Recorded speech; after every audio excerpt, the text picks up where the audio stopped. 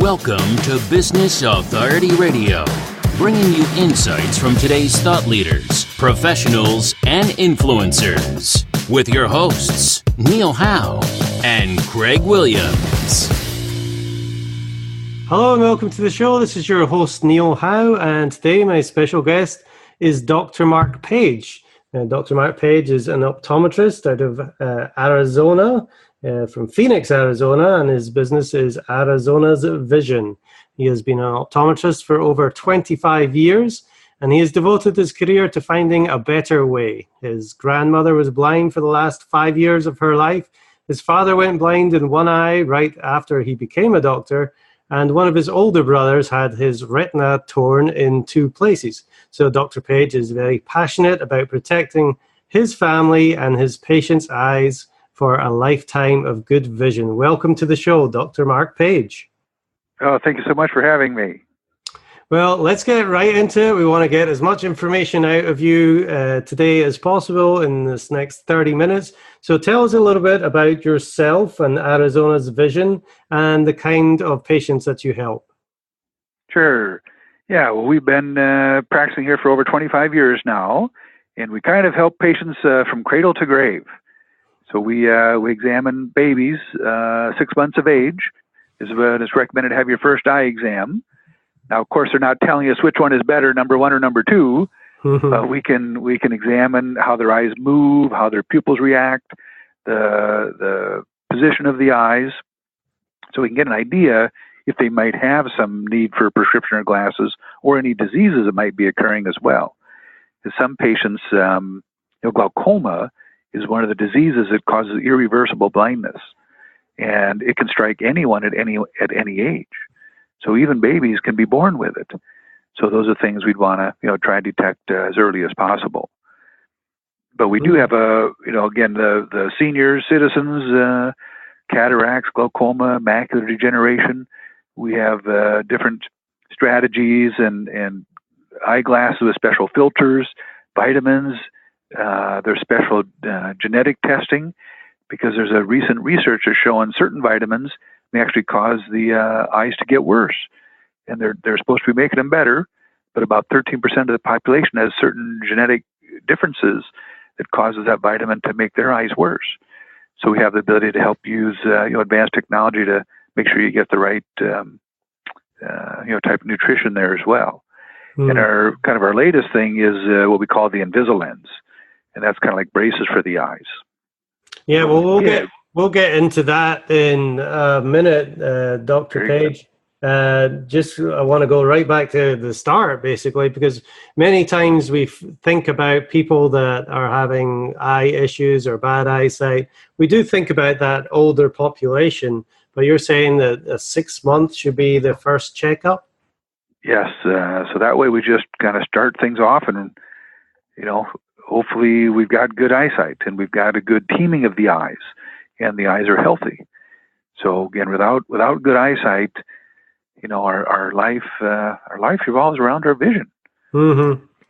So obviously, that is the major problem that you solve. But what is the main problem that people face that come to see you?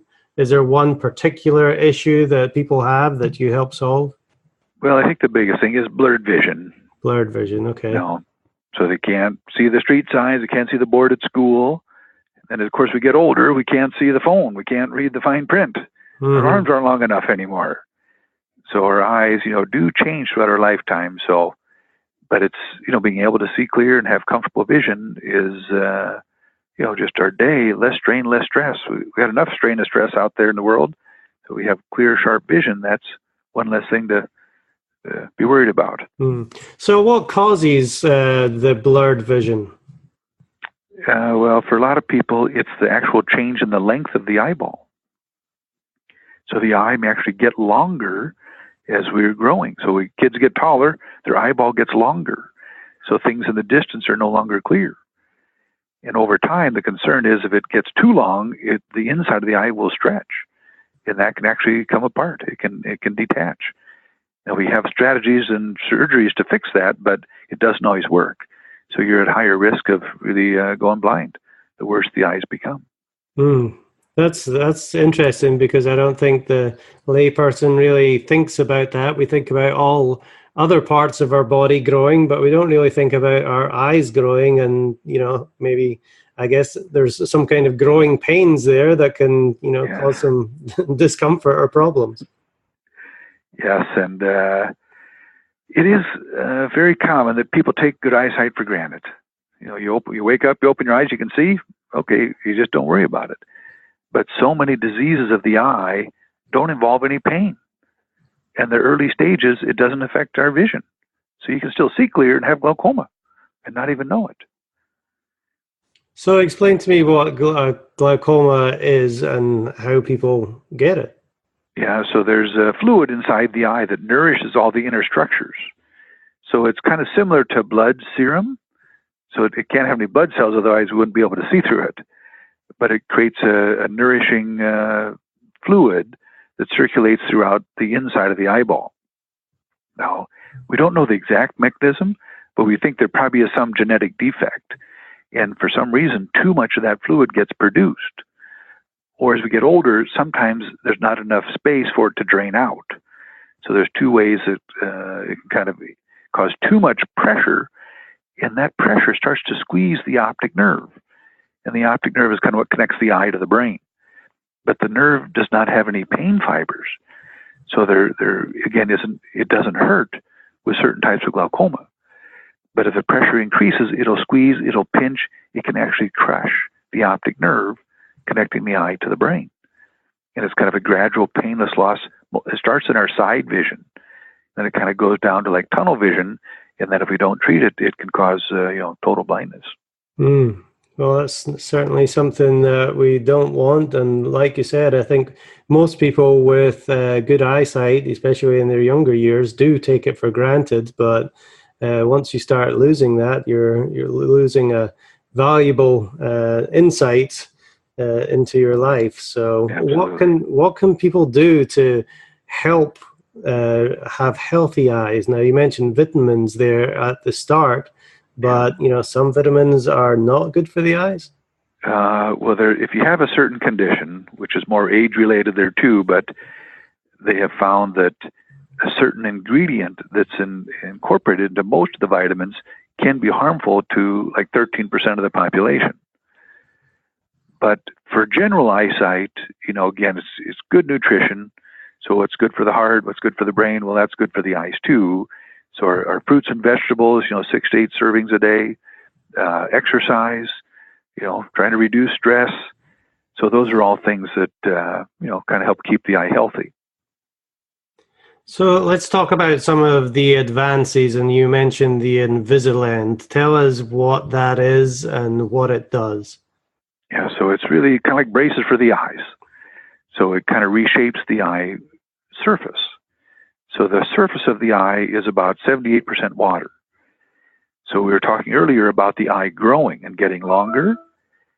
So with some of the kids, if we see that starting when they're 6, 8, 10 years old, we can design a specially created retainer, and they put that on their eye and go to sleep. While they're sleeping, it changes the shape of the eye surface. So it redirects the light to the proper focus. So they wake up, they remove it.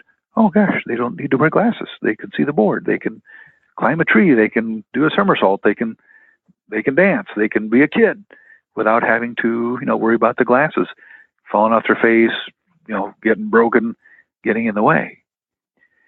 And the interesting thing we've discovered is the side effect is it kind of stops the eyes from getting worse. So a lot of kids, once they get glasses, a year later, 2 years later, oh, it needs to be stronger. A couple years later, it needs to be stronger again. So what's happening is the back of the eye keeps getting longer, so everything inside there keeps stretching. And again, as we get older, the risk of that coming apart is much greater the higher the prescription. So with the Invisalens, it doesn't work for every patient, so we have to kind of just let people know it's not going to be a cure, but it can stabilize and slow down the rate of progression. But I think most of my patients, the kids especially, they just like not having to wear glasses. Jump in the swimming pool, jump on their bike, just enjoy being a kid without having to worry about the glasses getting in the way. I find that fascinating that, something as small as the eye that you can put a retainer on there to help fix that. Talk to me about exactly what it does to the eyeball and how, it's able to help. I mean, this is amazing. I've never heard of Yeah. this before. So we have a special technology that kind of takes a map of the shape of the eye surface. So once we know what that shape is, and once we know what the prescription is, then we create a custom designed retainer. So there's multiple curves in that little piece of plastic, and once it goes on the eye, it almost creates like a vacuum, like a suction force.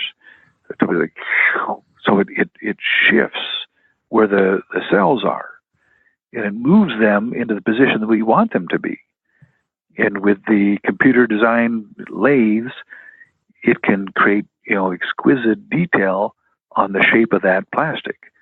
And then we put it on the eye, and the eye is 78% water, so it's able to remold it, to reshape it to what we need to see clearly. And then we take it off. Hey, I can see. Now, because it's water, it will begin to shift back. So most people, get a full days of clear vision. Some patients have gotten 3-4 days. Some people say, gee, at the end of the day, it's a little out of focus. Everyone's a little bit different with their cornea, with their rigidity, with the shape of their eye. But for the most part, people say, yeah, I see pretty good the whole day. And then, put it in, go to sleep, wake up, take it off. I see good again the next day. So is this something that a patient would have to wear their whole life to stop the shift back? Or is there any kind of time frame that they would need to completely correct it? Yeah, so because the eye has the water percentage, it's going to continue to shift back. So I kind of joke with patients, till death do us part. So it's, and I have a patient 5 years of age. I have another patient, she's 73 years of age. And she's using that to help correct her vision. So there certainly are some things that create a limitation to it, but age is not a specific contraindication. So just because you're 70 years old doesn't mean it won't work for you, but you may have certain things that could reduce the chance of being successful as well. And what practically is it like? Is it like just a contact lens and putting that over your eyeball that we've seen before? Yep. Now, it's a little smaller than most soft lenses, and it's made with more of the rigid plastic. So that's what allows it to create the forces to change the shape. But it's kind of a gentle pressure that it puts on there. But a rigid lens has a little different sensation than a soft lens does. So if my patient, they put that on, they may tell me that, gosh, I do kind of feel it. There's an awareness. But once they close their eyes, it's almost like, okay, I can't really feel it now. And of course, now they're going to sleep, they're in bed, so it doesn't typically interfere with our sleep pattern or anything like that. Yeah, that's great that they're able to wear it at night. But Yeah. let's talk about the outcome. What kind of difference does this make for people? Yeah, some people, it's life-changing. And we have different sizes and shapes for different prescriptions. Of course, the little bit less prescription, it does seem to be more effective, and we can get the result, within a week for some kids. Now, other kids do have a little higher prescription, or the shape of their eyes a little less curved, so that sometimes may take a couple of months to get the best result. But usually, after the first night, most people, it improves their prescription by about 50%. There's a measurable difference, right away.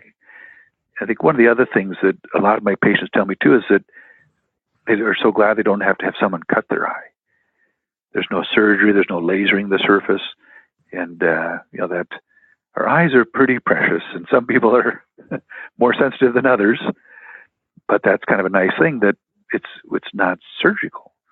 Mm-hmm. And every once in a while, probably 2 or 3 out of 100, where just it doesn't seem like we can get the vision that we're happy with.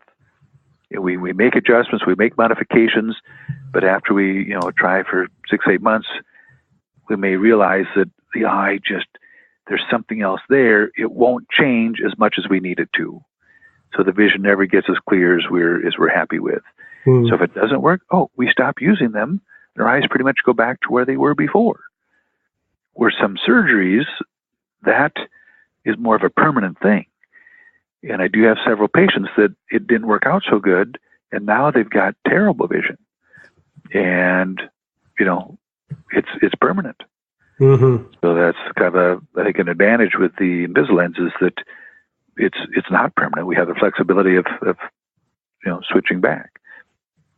And I tell patients down the road, if there's this, they develop a pill or there's some magic drop that will cure your eyes, okay, if you had surgery, maybe it won't work as good. But if you didn't have surgery and we stop wearing the Invisalens for a month or two, now we can use the new treatment if that becomes available. Well, that's great. Yeah, you said that, it only doesn't work for 2 to 3 out of 100, so 2 or 3% of people. But, for most of the population out there, this is like a new solution. Now, how new is this? Well, we've been working with it for over 15 years now. So it's been, something we're continually striving to make improvements with. But the FDA gave approval for overnight reshaping back in June of 2002. So we were using it, back in 1995. So actually about 22 years ago, we've been using it now. But it's been FDA approved for 15, 16 years almost now. Yeah. But one other thing about the percentages, it's the people that are candidates. So not the whole population is not a candidate for this. So there are certain parameters and prescriptions and eye shapes that we have to investigate, because some people come and say, I want to have it done, but they're not a candidate. So we wouldn't have them go through the treatment. But the ones that are candidates, most of them, we do have very good success. Yes, excellent. So one of the things that I like about it that you said earlier is it stops the degeneration and, it kind of keeps the eyes in at least the same state as they were when you catch it early. Talk to me about some of the degeneration that this may prevent. Right. So, and right now, again, the FDA is doing investigation to see if we can label it as a stabilizer. So all the university studies show that it pretty much stops it from getting worse, but the FDA still is not allowing anyone to claim that in advertising. So we just have to get that disclaimer out there. Mm-hmm. But the things that we're concerned about, though, when the eye continues to stretch, probably the most catastrophic one is the retina tearing apart. It's like a rubber band. You stretch that all the way out, and 10, 15 years later, the body gets brittle just like the rubber band does, and that rips apart, and that can take away your sight. Now, one of the other things is there's more likely to get cataracts with the stretching of the eye there as well. And now we have technologies and surgeries that can help treat cataracts, and also the macular degeneration is involved with stretching there as well. And there is several different nerves and photoreceptors and blood vessels inside the eye. So what happens with some people, their eye gets so stretched, the blood vessels kind of rip open, and it'll actually start bleeding inside the eyeball. Now, they do have some treatment for that now, too. It does involve getting a needle injected into the eyeball, and they inject a special chemical, but it can kind of stop the bleeding. But we can't stop the stretching. So for a lot of people, it may start bleeding again in a different location, so they'll have to get multiple shots in their eye to try and stabilize that. No, that doesn't sound good. Nope. So it's, but it is really kind of an amazing treatment that's been, the last 10, 15 years that became available to us. Well, so talk to me, Dr. Mark, about some of the myths when it comes to eye care. People like myself have been thankful and blessed so far not to need eyeglasses, but, I don't know when a problem will come around, if ever. But what are some myths that that are out there about the eye industry? Yeah, so I think one is if I do have clear vision, that I'm fine. So again, we talked a bit earlier about how glaucoma doesn't really have any symptoms.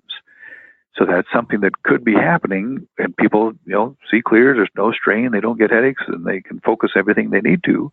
But there could be something happening, unconsciously kind of there, so that, I'd still recommend every couple of years that someone should have their eyes examined and just make sure that there isn't anything else that could be occurring. So that's one of the, again, common things that we encounter is that, well, I don't need an exam because I see clear. And I think one of the other big myths is that all prescription lenses are the same. And when we put them on the meter, there is the consistency of the strength of the prescription, but the quantity is regulated, but not the quality. So the way light transmits through a piece of plastic is different. So the actual material the lens is made with can affect the sharpness of the focus. And there's also special filters that can filter out the ultraviolet radiation from the sun, which they estimate now 8% of all skin cancer occurs on the eyelids. And most people don't put sunblock on their eyelids. No. So by using sunglasses or eyeglasses that have the ultraviolet protection, we can maybe minimize the risk of that occurring to our eyes. And now recently, the Harvard Health Letter just came out, and they are showing that the light that's coming off the computer screens and the phones and the TV and the light bulbs, it's coming in the blue range of the electromagnetic spectrum. And they're showing that could disrupt our sleep pattern. And some other studies show it maybe accelerate the metabolism of the photoreceptors. So that can generate what they call the free radicals, and that can start causing damage inside the eye. So there's, it's only been around for like 10 years, so we don't really have a lot of long-term research to kind of understand what's going on, but it's a little concerning what some of the preliminary research is indicating. Yeah. Glasses have the ability to filter out and protect against some of those wavelengths as well. Right. So with the misconceptions, that's one of the things that, people say, well, I'll get glasses on the internet. I'll go to the warehouse club and just get glasses there because they're cheaper, but they're not necessarily the same. And long term, if I have to get shots in my eye or have my eyelid removed from skin cancer, did I save a lot of money by going with cheap way? So that's what we kind of want people to think about, is that maybe there's a reason there's a difference in cost there too. The long term, but the old pay me now or pay me later. That's it. Yeah. I just saw one of the people on Shark Tank that was talking about that. They had a product out, I guess it has a yellow tint to the glasses that helps protect against that blue wavelength. So let's talk about some of the warning signs. What are the warning signs that your eyes may be getting worse? Yeah, so especially with the kids, we want to tell, if you kind of see their brow furrowing and their eyes getting, kind of squinting, so you can kind of tell they're maybe straining to see something. And then if they do like to sit real close to the TV or, right up in front of things, it maybe because they're nearsighted. They can't see from that far away, so they have to get closer to it to be in focus. And then some kids will actually kind of maybe put one hand over one eye. So they cover one eye because they may not be teaming together. So that's another indicator that, okay, something may not be right if they're always kind of putting one, covering one eye all the time. And then, of course, they get headaches or, feel like their eyes are straining. That could also be an indication of a prescription developing there. And when they're reading and doing homework, if they kind of keep reading the same line over again, or they really have to kind of use their finger to follow along, as they get a little bit older, that could be an eye teaming deficit there too. So those are some other things that could indicate, something is happening focusing wise. Now, there is a few other things that as we get older, there is kind of a natural fluid inside the eye. They call that the vitreous humor. As we age, it kind of shrinks. So every year it's getting a little smaller, little smaller, little smaller.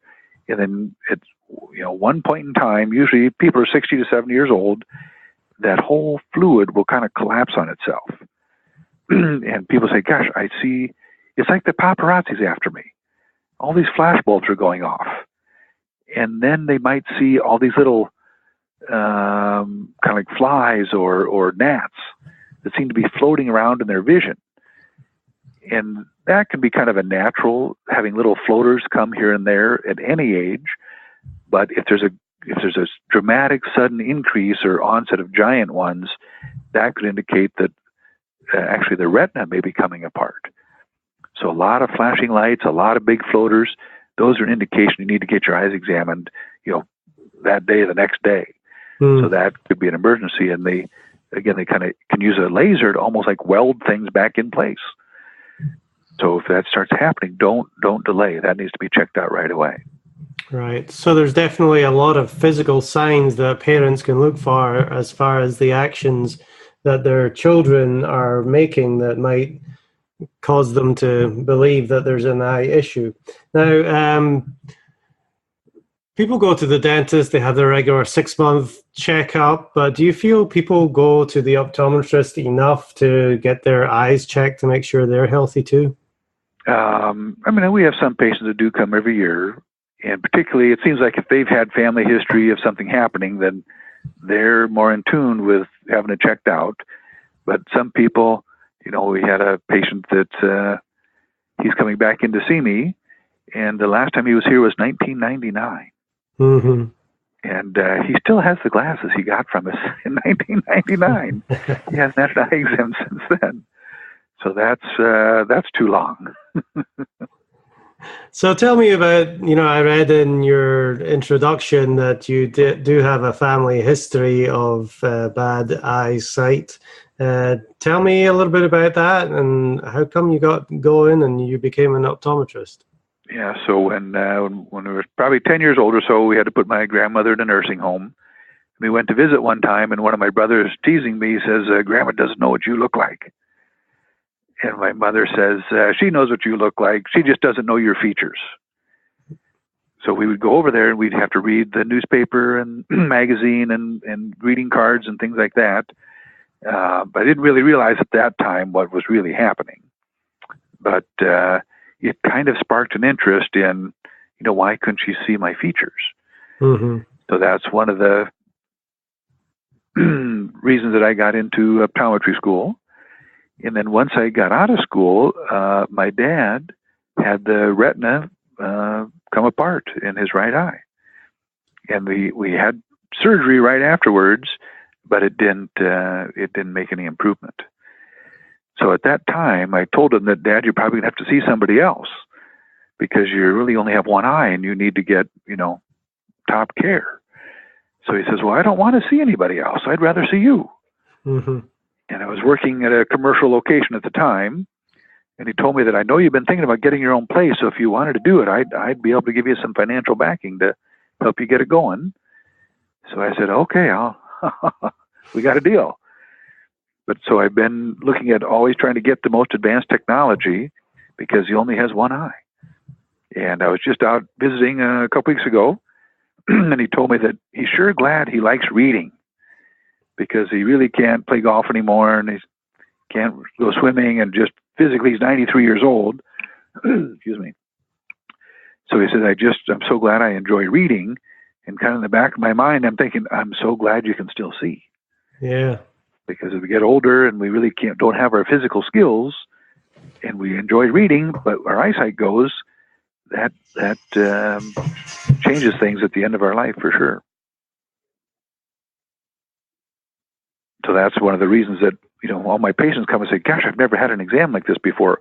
All this technology, all this equipment. It's like, well, that's what I do for my dad. So you come here and you get the good stuff too. Well, tell me about one of the patients that you've helped other than your family members to, have a great experience and an outcome that they might not thought of ever being able to achieve. What kind of condition did they come to you in? How were you able to help them? And ultimately, what was that outcome for them? So one of my patients, actually, she called me. They live in Albuquerque, New Mexico, and we're over here in Phoenix, Arizona.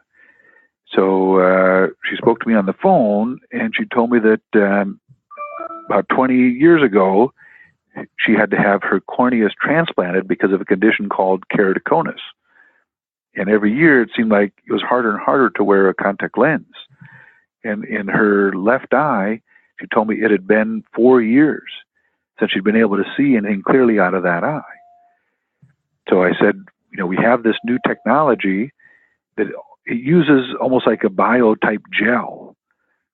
So we can place an impression on the eyeball itself, and it creates a mold. So we know exactly what the shape of the eye is. And we send that to the laboratory, and they use a laser to kind of triangulate everything to figure out what gives the perfect fit for that particular eye. And she came in, and she put it on, and all of a sudden she has a bunch of tears coming out of her eye. So I kind of think, well, is it hurting? Is there something?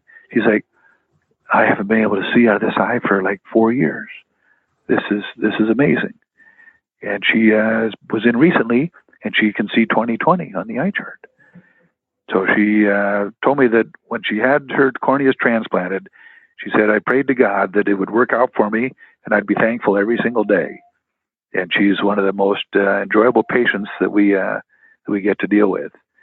And being able to give her sight back and help her be able to see her kids and her grandkids is, that's a reward that is really feel blessed being able to help people like that.